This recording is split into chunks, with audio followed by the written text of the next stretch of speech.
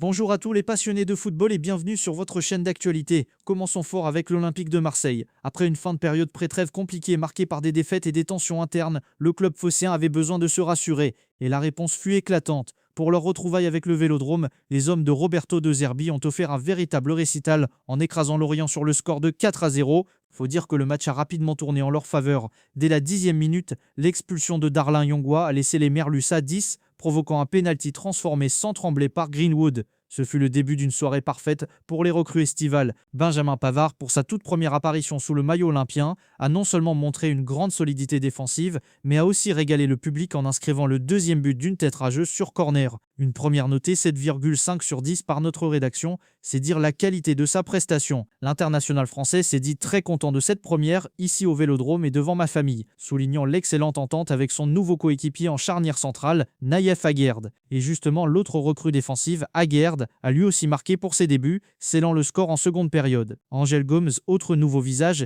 y est également allé de son but. Bref, un impact immédiat et une intégration réussie pour les nouveaux Olympiens. Le coach, Roberto De Zerbi, d'habitude si mesuré, affichait un large sourire en conférence de presse. Il a salué le grand mercato du club et a insisté sur l'intelligence de ses nouvelles recrues. Pour lui, ce match était comme le premier match de championnat, tant l'équipe était renouvelée. Il a surtout souligné un changement d'ambiance crucial. L'atmosphère est différente entre les joueurs maintenant. Il y a beaucoup d'enthousiasme à porter la tunique de l'OM. Cette victoire éclatante arrive au meilleur des moments. L'OM s'apprête à vivre une semaine décisive avec un déplacement périlleux au Santiago Bernabéu pour affronter le Real Madrid en Ligue des Champions, suivi de la réception du Paris Saint-Germain pour un classico qui s'annonce bouillant. De Zerbi l'a affirmé, on y va avec humilité car c'est le Real, mais il nous faudra beaucoup d'ambition. Cette démonstration de force a regonflé le moral des troupes et des supporters. L'OM semble enfin lancé. Dans le chapitre des départs, notons celui d'Amin Harit. En manque de temps de jeu sous De Zerbi, l'international marocain de 27 ans a été prêté avec option d'achat au club turc de l'Istanbul Başakşehir. Un nouveau challenge pour lui afin de se relancer et de retrouver sa place en sélection en vue du mondial 2026. Enfin, un mot sur un adversaire du soir, Bamba Dieng. L'ancien Marseillais, mis au placard par Lorient durant tout l'été, a fait un retour surprise dans le groupe pour affronter son ancienne équipe. Un véritable clin d'œil du destin pour l'attaquant sénégalais qui, après un été à s'entraîner avec la réserve, a finalement été réintégré, profitant des blessures dans l'effectif lorientais. Passons maintenant entre Rhône et Saône, où l'Olympique lyonnais fait face à un véritable casse-tête au poste de gardien de but, une situation que personne n'aurait pu prédire cet été. L'histoire est complexe. Après le départ de l'historique Anthony Lopes l'hiver dernier, c'est Lucas Perry qui s'était imposé comme le numéro 1, mais contraint par la DNCG, l'OL a dû le vendre à Leeds pour 16 millions d'euros, bien loin des 30 millions espérés. Pour le remplacer, le club a recruté le gardien slovaque Dominik Gref, un colosse d'1,97 m en provenance de Majorque pour 4 millions d'euros. Il était clairement désigné pour être le nouveau titulaire, mais c'était sans compter sur la résilience et le talent de Rémi Descamps, initialement doubleur de Perry, et promis à un départ cet été. L'ancien du PSG a complètement renversé la situation. Durant la pré-saison, il s'est montré solide et décisif. Paulo Fonseca, le coach lyonnais, lui a donné sa chance pour les 3 premières journées de Ligue 1. Résultat, 0 but encaissé et des arrêts spectaculaires. Descamps a saisi sa chance avec brio. La conséquence directe est que Dominik Gref, la recrue phare à ce poste, a dû s'asseoir sur le banc contre Metz et Marseille. Face à la presse, Paulo Fonseca a été très clair. Descamps va continuer dans les buts. Je dois être honnête avec l'équipe et les joueurs. On a très bien commencé, on va continuer avec Rémi. Il a précisé ne pas avoir de numéro 1 attitré, mais a salué le professionnalisme de Gref, qui a compris la situation et est prêt à jouer quand on fera appel à lui. Rémi Descamps, de son côté, savoure ce moment qu'il attendait depuis longtemps. Je joue ma carte à fond, je suis ambitieux et respectueux, a-t-il confié. À 29 ans, il sait que c'est une opportunité en or. Il a ajouté « Je ne connais aucun gardien qui veut être numéro 2 toute sa carrière. Il faut être patient, chacun a sa chance à un moment. Je l'ai cette année. » L'OL se retrouve donc avec une concurrence saine mais intense entre 2 gardiens qui veulent la même place. Une situation épineuse mais aussi un luxe pour Paulo Fonseca qui devra gérer avec finesse cette cohabitation pour le bien de l'équipe. La compétition est officiellement lancée dans les cages lyonnaises.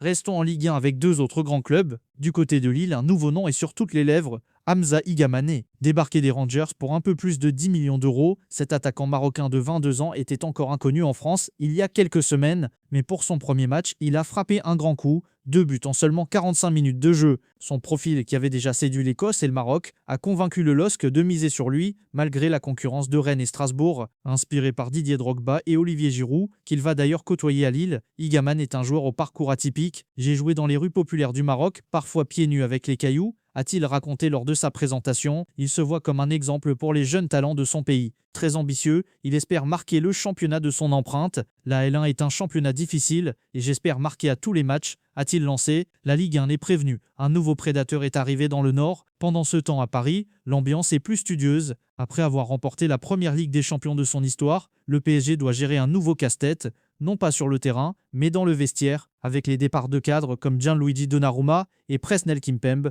Plusieurs postes de vice-capitaine sont désormais vacants derrière l'indéboulonnable Marquinhos. Comme chaque début de saison, les joueurs vont élire leurs représentants. Si le capitanat de Marquinhos ne fait aucun doute, la course pour le seconder est ouverte. Achraf Hakimi et Vitinha, qui ont déjà porté le brassard cette saison, sont des candidats naturels, mais d'autres noms émergent. Fabien Ruiz, devenu un taulier sous Luis Enrique, postule, même si sa voix porte peu. Le jeune Titi Warren Zaïre-Emery, symbole de la formation parisienne, est également une option crédible. Et enfin, il y a Ousmane Dembélé, qui par son statut et son influence dans le jeu, pourrait légitimement prétendre à cette responsabilité.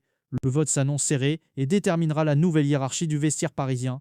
Élargissons notre horizon avec l'actualité des grands clubs européens et des instances mondiales. Et on commence par une très mauvaise nouvelle pour le Real Madrid. Le défenseur central allemand Antonio Rüdiger s'est blessé à l'entraînement.